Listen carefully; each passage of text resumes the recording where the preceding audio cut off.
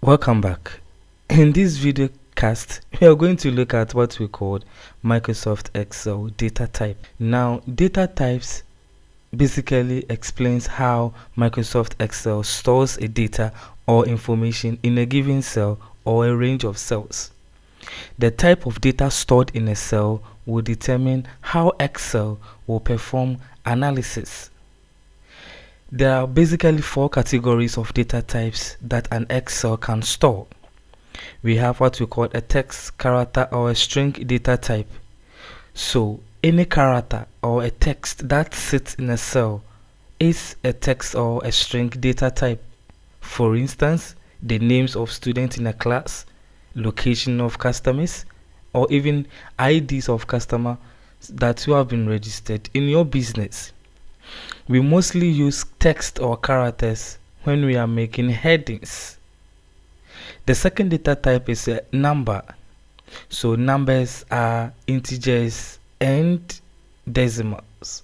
So if I have the number 5, the number 8, the number 10 that sits in a cell is a number. And numbers can be used for calculations or for summaries.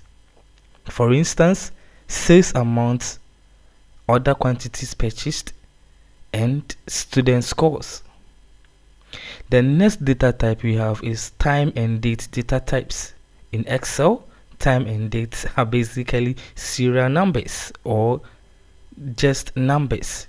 For example, purchase order dates. So a date a customer purchased an order, the date we deliver an order to a customer who had made purchases from us.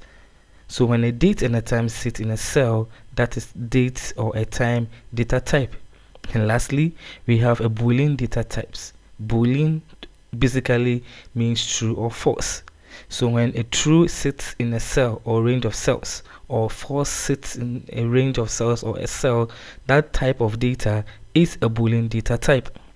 So in this video cast, we learned the 4 types of data types that sits in Excel cell.